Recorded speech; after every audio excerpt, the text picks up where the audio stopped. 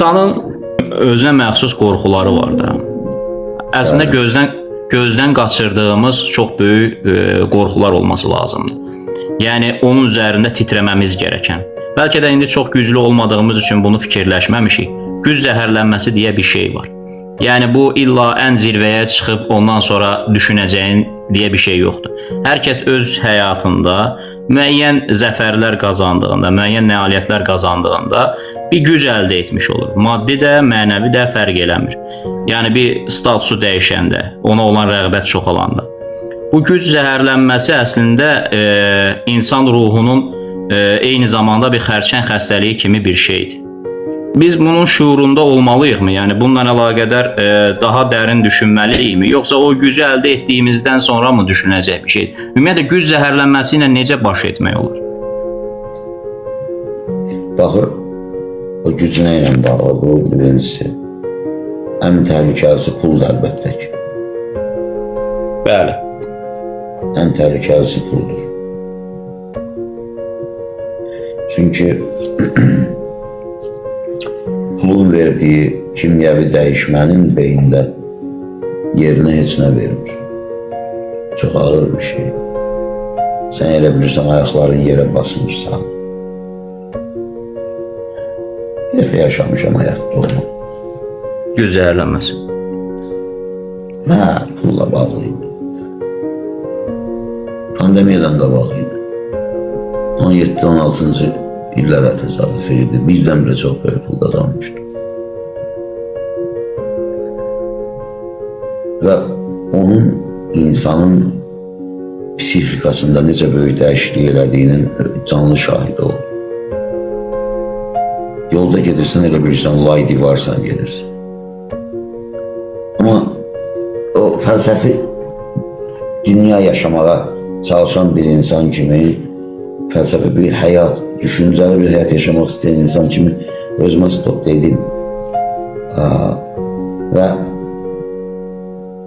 kənardan bir baxdım özümə, yığışdırdım özümü. Amma o qısa müddətlikdə olsa, onun nə olduğunu gördüm.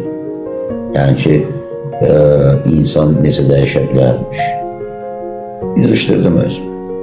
Amma dəyişdirib heç kimə pis eləmirdim. Sadəcə olaraq İnsan özünü buraxır. Yəni, əvvəllər eləmədiyin şeyləri edirsən.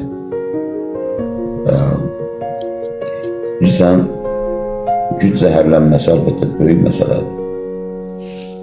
Ona görə insanın bu şeylərə qapanmaması və insanın bu zəhərdən zəhərlənməməsinin ən başlıca dərmanı dərin həyati planı və baxışı olmasıdır.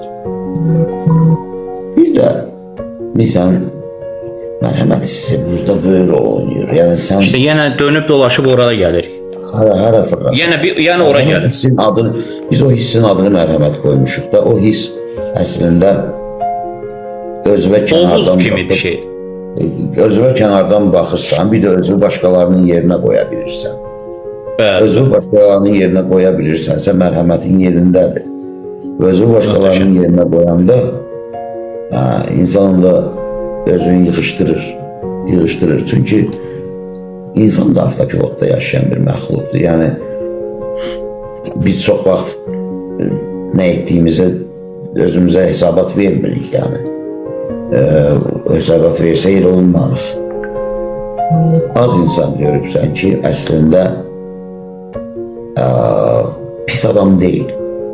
Amma hərdən elə davranışları olur ki, insana, dünyanın ən pis insandır. İnsan el içində buna özünü apara bilməmək də deyilik. Düzdür, bu biraz dırnaq arası məsələdir, amma orada dərin məsələlər də var, özünü apara bilməmək məsələsində. Baxırsan ki, yaxşı bir insandır, amma bir yerdə çox qəddar bir hərəkət edir. Amma onu dayandırsan, özü bir düşünsə deyər, mən bunu niyə elədim? Amma adam var, heç vaxt deməz. Adam var, deyir, yaxşı eləmişəm, belə də eləyəcəm. Belələr də var. Yəni, bunun hamısı, insanlar quyruqları qapının arasında olanda kim olduqları ortaya çıxır. Yəni deyirəm, burada həyata baxışdan söhbət gelir. kim nə olmaq istəyir, nə etmək istəyir. Mən birinci filmimi çəkəndə bəzi dövlət qurumları mənə gülürdü. Mən axırıncı pulumu gətirib filmdə bir ev var idi. Filmdə ev səhnəsi var idi, qorxu filmi. O evi taxtadan sıfırdan tikirdim. 75 min pul xərcləmişdim. Fövqəladə hallar falan gəlib məcburlar onun neyinizin demək tikir. Nə ev demiş, kinoda çəkəcəm, bəs sonra soru çəkəcəm. Gülüb mənə gedirdilər. Amma onlar bir anlıq özlərini mənim yerimə qoyub düşünmək istəmirdilər ki, adam gör, bu kinonu nə qədər sevir ki, nə qədər sevir ki, bir anlıq o ləzzəti yaşamaq üçün ki, mən bu filmə bir ev tikdim.